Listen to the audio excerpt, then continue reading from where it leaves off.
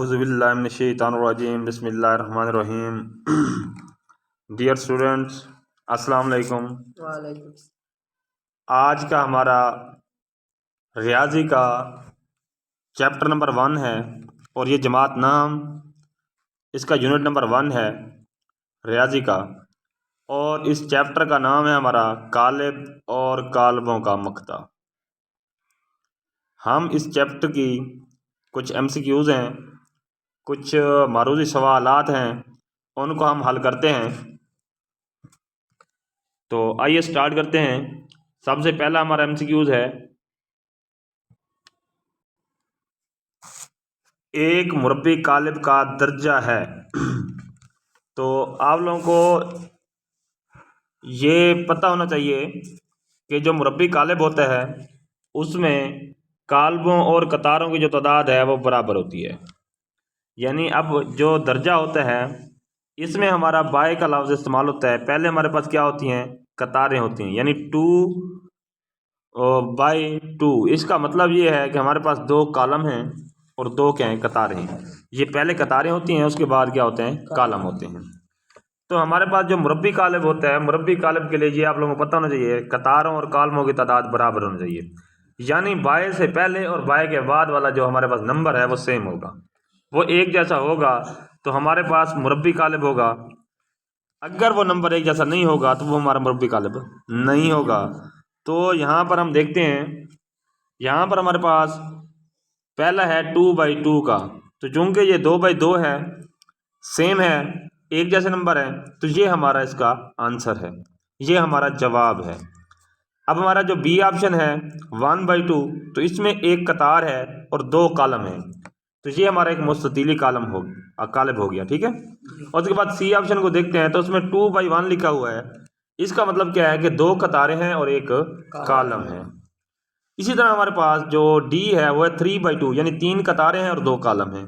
तो ये हमारा चूंकि मुरब्बी कालिब का दर्जा था, तो मुरब्बी कालिब के दर्जा में जो कतारें और कॉलम होते हैं वो बराबर होते हैं, तो हमारा ए ऑप्शन क्या है, इसका दुरुस्त जवाब है। उसके बाद हम देखते हैं मारूजी नंबर 2 है जी। मारूजी नंबर 2 है, कौन सा दर्जा एक मुरब्बी कालिब लिखना था उसने काबिल लिख दिया, ठीक है। तो ये मिस्टेक है, यहाँ पर ये लफ्ज़ कालिब है, तो कौन सा दर्जा एक मुरब्बी कालिब का है, तो ये हम अभी डिस्कस कर चुके हैं कि एक ऐसा कालिब जिसमें कतारों और कालमों की तादाद बराबर हो वो मुरब्बी कालिब होता है, और उसके दर्जा के अंदर दोनों नंबर सेम होते हैं।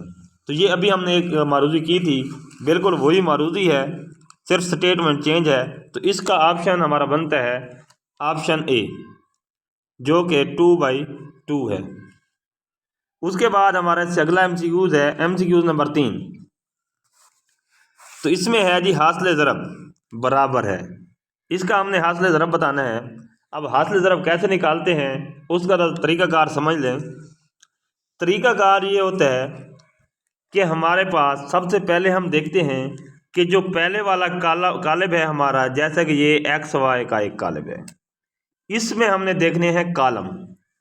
इसमें कॉलम कितने हैं जी, इसमें ये एक कॉलम ये हो गया, दूसरा कॉलम ये हो गया, ये 2 कॉलम हो गए। इसमें जो हमारे कॉलमों की तादाद है वो है 2। उसके बाद हम देखेंगे जो दूसरा कॉलम है उसमें कतारों की तादाद, तो इसमें ये एक कतार हो गई और ये 2 कतारें हो गई। 2 कॉलमों को ज़रब देने के लिए कम से कम कंडीशन ये है कि जो हमारा पहला कालिब होगा उसमें हम कॉलमों की तादाद देखनी है, यानी N1 N हम कॉलमों की कुल तादाद के लिए तैयार करते हैं। अगर ये N1 ये बराबर हो गया किसके, दूसरे कॉलम की कतारों के, यानी M2 के। M हमारे पास कतारों को तैयार कर रहा है, N हमारा कॉलमों को तैयार कर रहा है। N1 से मुराद ये है कि पहला जो हमारा कालिब है उसके अंदर हमारा जो पहला कालिब है उसके अंदर हम देखेंगे कॉलमों की तादाद। यहाँ मैंने निशानदेही के तौर पर यहाँ पर 1 और यहाँ पर मैंने 2 लिख दिया है। N के नीचे 1 का मतलब ये है कि हमारा जो पहला कालिब है उसमें कॉलमों की तादाद है, ठीक है, यानी पहले कालिब में मौजूद कॉलमों की तादाद।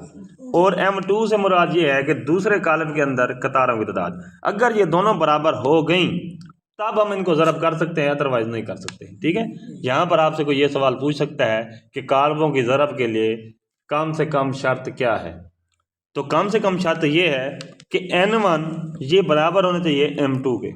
ओके, यानी हमारे पास जो पहला कालब है उसमें कालमों की तादाद दूसरे कालब के कतारों की तादाद के बराबर होनी चाहिए। ठीक है, अच्छा, तो ये हमारा जो है मिनिमम क्राइटेरिया है, मिनिमम शर्त है कालमों की ज़रब की। ठीक है, तो अब हम देखते हैं कंडीशन चूंकि ये पूरी कर रहा है। क्यों?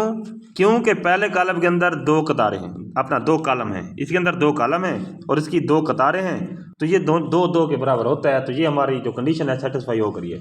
ठीक है, अब हम देखते हैं इनकी ज़रब। जब कंडीशन सेटिस्फाई हो जाए तब हम इनको ज़रब कैसे करेंगे उसको ज़रा समझें। तो ज़रब का तरीका ये होता है कि हमारा इसका पहला जो हमारा एलिमेंट होगा, पहला अरकान होगा, पहला रुकन होगा, इसको इस पहले रुकन से हम ज़रब करेंगे। अब इसको ज़रब करें तो ये बनता है जी 2x। क्या बनता है? 2x। फिर हम क्या करेंगे, इसको दूसरे एलिमेंट से ज़रब करेंगे। तो -1 को अगर y से ज़रब करें तो माइनस का y बनता है, वो हम इसमें जमा करेंगे। क्योंकि माइनस का नंबर हम जमा कर रहे हैं तो अलामत माइनस की होगी, तो ये माइनस का y बनता है। ये होगी हमारी दो कालमों की ज़रब, यानी दो कालमों की ज़रब। तो ये चूंकि हमारे पास ना बिल्कुल सिंपल कालब है, इसलिए हमारी ये ज़रब भी सिंपल है। अगर इससे बड़े दर्जे के होंगे तो उनको हम बाद में फिर करेंगे। ठीक है, तो हम इस तरीके से इसको करते हैं ज़रब। ज़रब करने के बाद बनने वाला भी हमारे पास एक कालब होता है। ऐसे सिंपली आप लोगों ने ये मसावात नहीं लग सकती, मतलब ये जुमला अलजबरी जुमला। ठीक है, तो अब ये हमारे पास बन गया कालब। हमने देखना है कि इसका जवाब किधर है। यहाँ पर देखें 2x के साथ जम्मा का y लिखा हुआ है, पहला हमारा ऑप्शन गलत है। दूसरे में लिखा हुआ है x - 2y, तो हमारा जो 2 था x के साथ था, तो ये भी हमारा तीसरा जवाब हमारे जवाब से मैच कर रहा है, तो ये हमारा जवाब ठीक है। ओके, जो चौथा जवाब है उसमें x के साथ 2 नहीं है, y के साथ आ गया, तो ये भी हमारा गलत हो गया। तो हमारा जो दुरुस्त जवाब है वो सी ऑप्शन है, 2x - y, ये एक कालब है। ठीक है, अच्छा, ये हो गया हमारा MCQ नंबर 3। अब हमारा MCQ नंबर 4 है। जब किसी कालब की कतारों की तादाद उसके कालमों की तादाद के बराबर ना हो तो उस कालब को, अब देखें मैंने थोड़ी देर पहले कहा था कि अगर कतार और कालमों की तादाद बराबर हो जाए तो ऐसे कालब को हम बोलते हैं जी मुरब्बी कालब। क्या बोलते हैं? और अगर तादाद बराबर ना हो, कालमों की तादाद कतारों की तादाद बराबर ना हो, तो वो हमारे पास मुस्ततीली कालब होता है। ओके, यानी मुरब्बी कालब हमारा नहीं हो रहा, मुस्ततीली कालब ये हो रहा है। सिमेट्रिक कालब के अंदर हमने ये कहा था कि अगर कालब का ट्रांसपोज लें, कालब का ट्रांसपोज लें और वो उस कालब के बराबर आ जाए, उसकी मैं कंडीशन यहाँ पर लिख देता हूँ। मिसाल के तौर पर हमारे पास एक कालब A है, इस कालब का हमने लिया है ट्रांसपोज। ट्रांसपोज का मतलब ये है कि कालब की कतारों को कालमों में हम तब्दील कर दें। तो तब्दील करने के बाद जो हमें कालब मिला है उसमें कोई चेंज नहीं आया, यानी कतारों को हमने कालमों में चेंज कर दिया है, लेकिन इस तरह करने से भी कोई तब्दीली नहीं आई। इसका क्या मतलब हुआ? इसका मतलब ये हुआ कि कालब का ट्रांसपोज उसी कालब के बराबर हो गया, तो फिर वो होगा सिमेट्रिक कालब। ठीक हो गया। इसके बाद कतारी कालब आप जानते हैं कि डी ऑप्शन जो है कि वो एक ऐसा कालब होता है जिसमें एक कतार हो, तो इसका जो दुरुस्त जवाब है वो हमारा बी ऑप्शन है। इसके बाद हमारा जो 5वां MCQ है उसको देखें जी। एक M मुरब्बी कालब को स्क्यू सिमेट्रिक कहते हैं अगर, अच्छा यहाँ पर देखें मैंने अभी सिमेट्रिक की बात की है, स्क्यू सिमेट्रिक का मैंने नहीं बताया।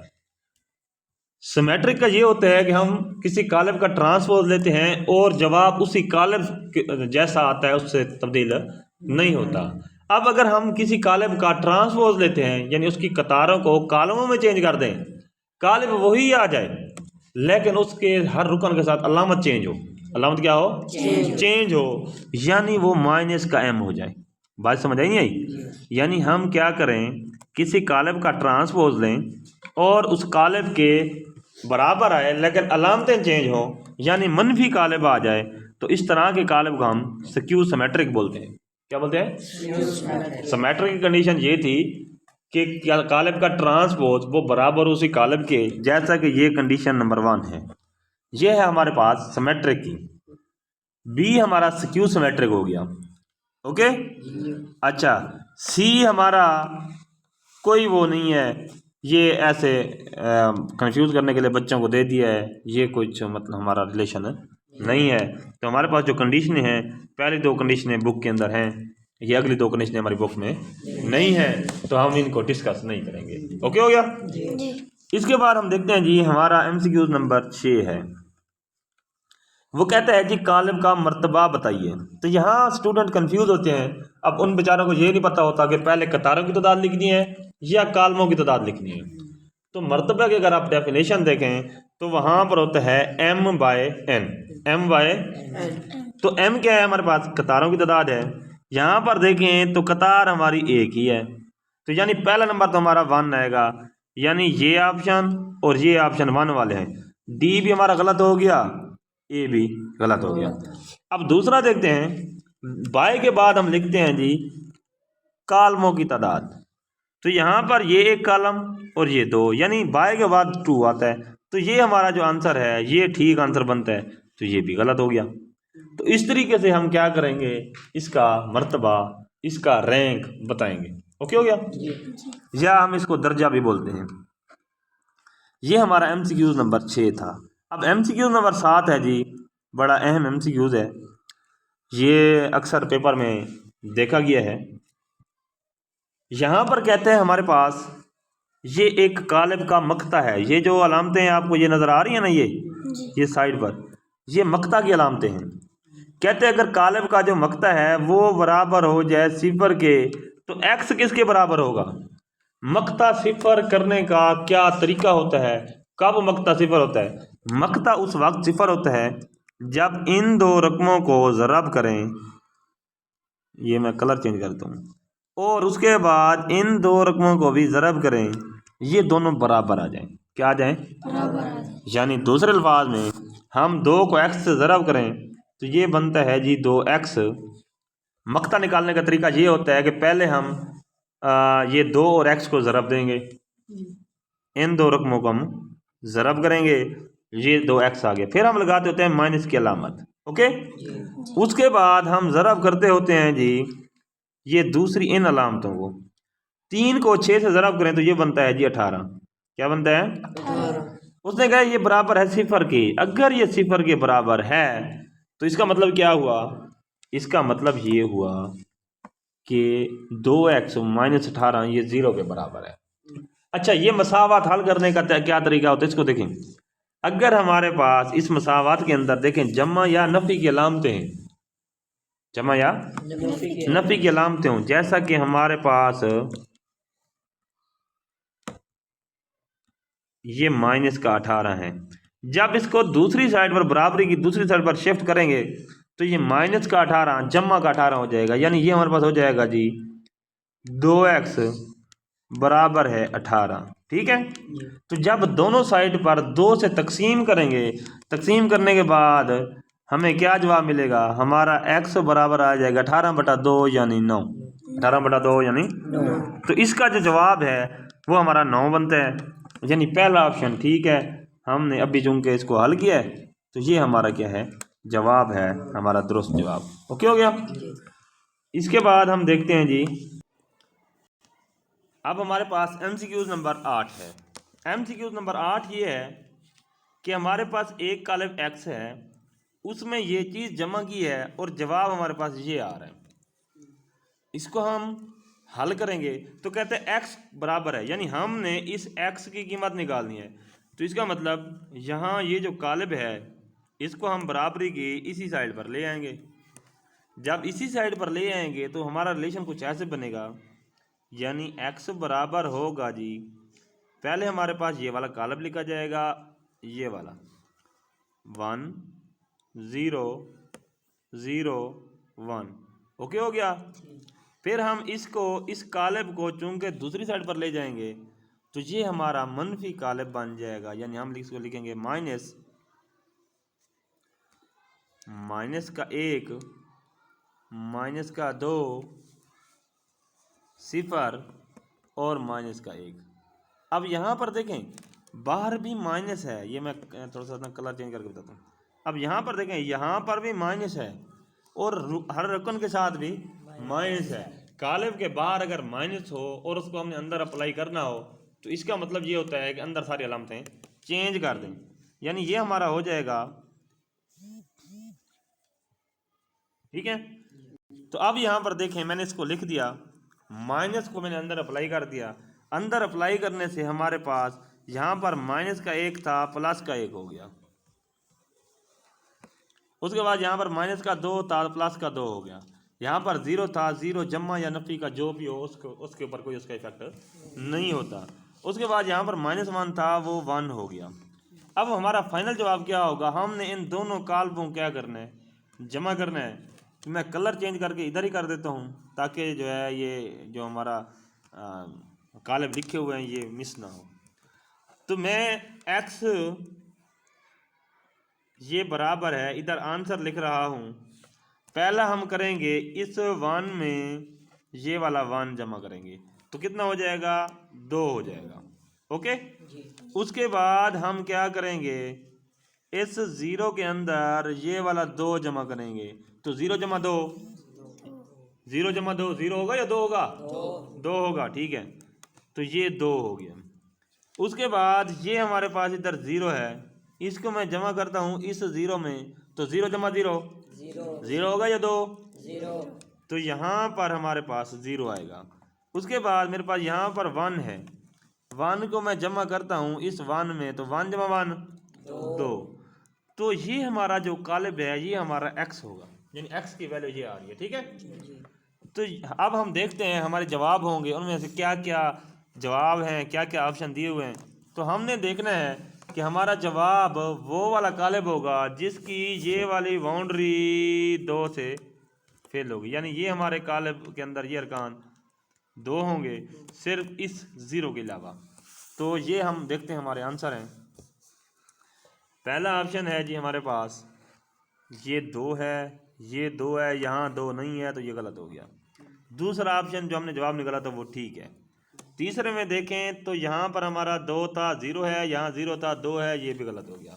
ओके, उसके बाद अगर हम देखें तो यहाँ हमारा 2 था, 0 है, यहाँ भी हमारा 2 था, ये ठीक है, यहाँ हमारा 2 था, ठीक है, यहाँ 2 था, 0 है।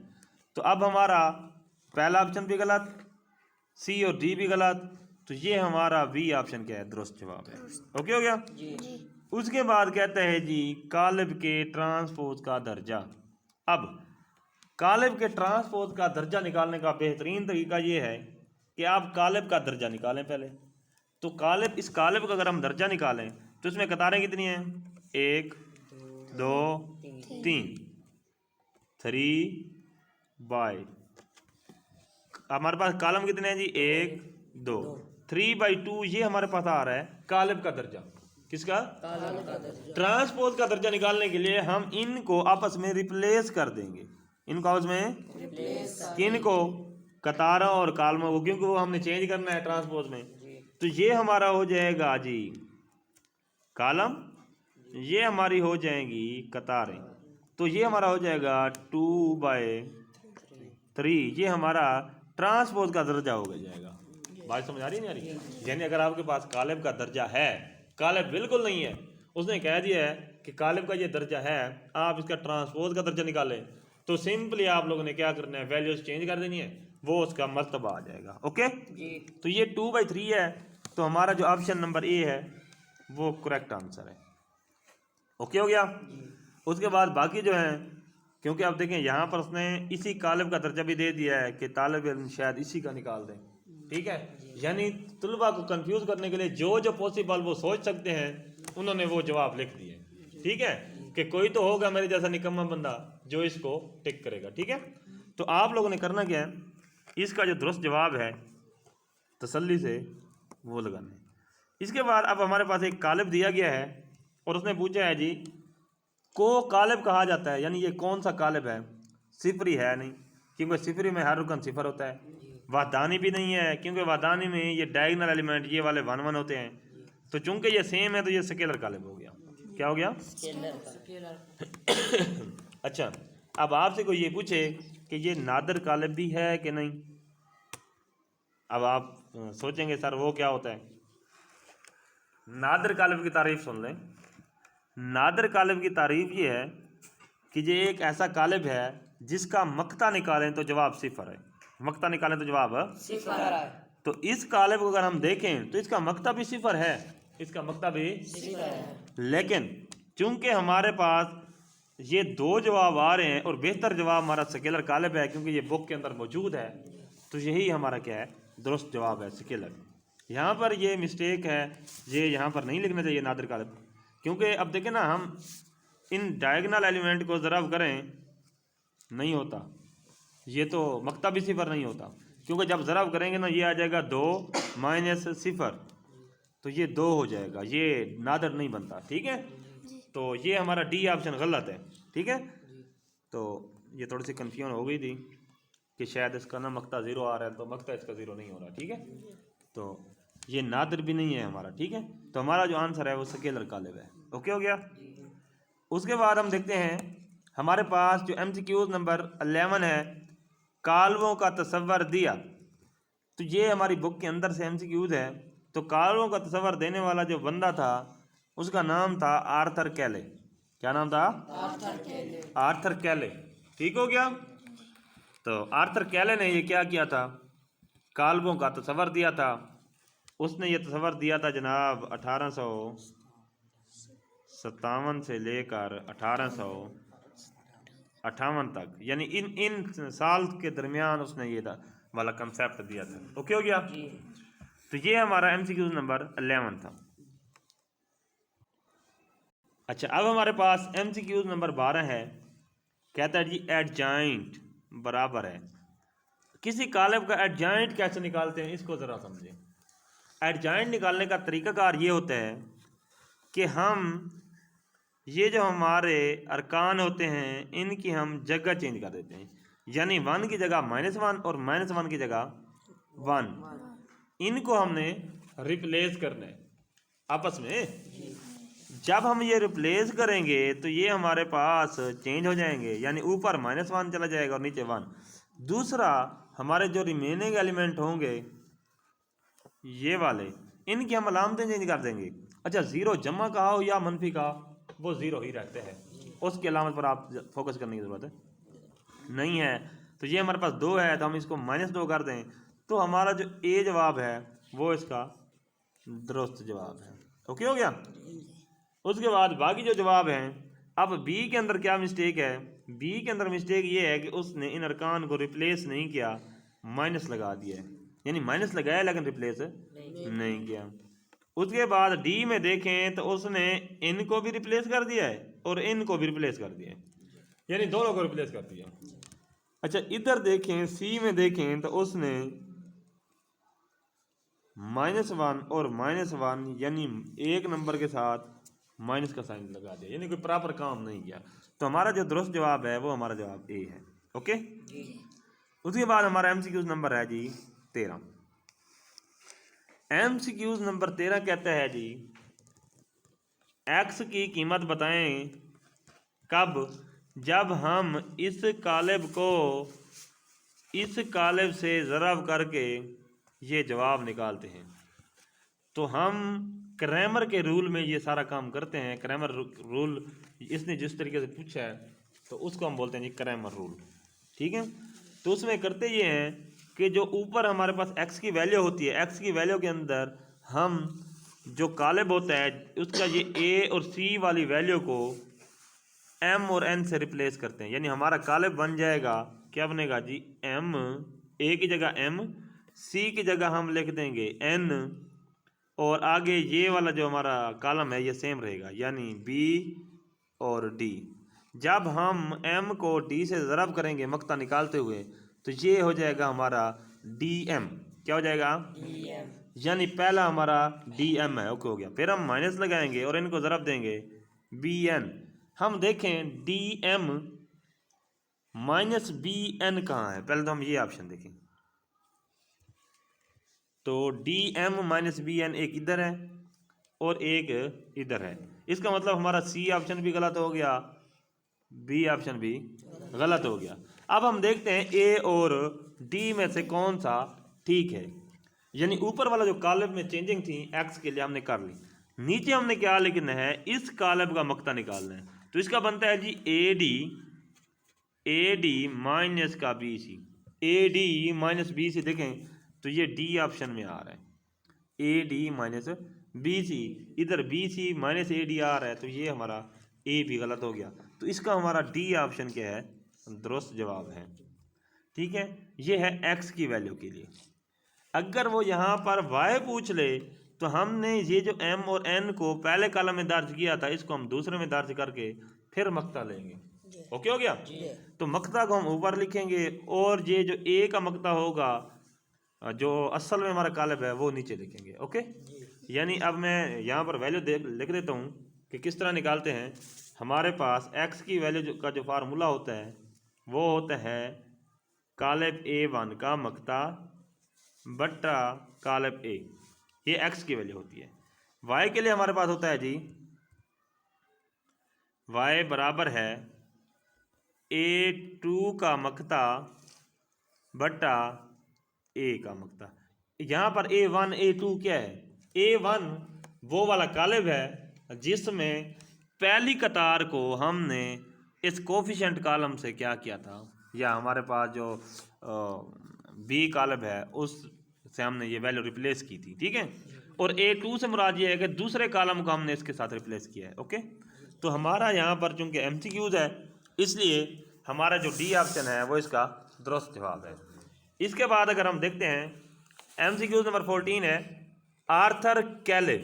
यहाँ पर ये लिखा हुआ है तो ये वर्ड है आर्थर कैले। आर्थर कैले ने में काल्बों की थ्योरी मुतारिफ करवाई, तो ये 1857 था। चूंकि यहाँ पर 57 नहीं है इसलिए ये हम 1858 लगाएंगे। ठीक है, तो ये हमारे चैप्टर नंबर 1 के MCQs हैं। तो ये आप बैठ के इनको आप अच्छे तरीके से तैयार करेंगे। तो जब आप ये तैयार करेंगे तो ये बोर्ड के पेपर में आप लोगों के लिए क्या होंगे, हेल्पफुल साबित होंगे।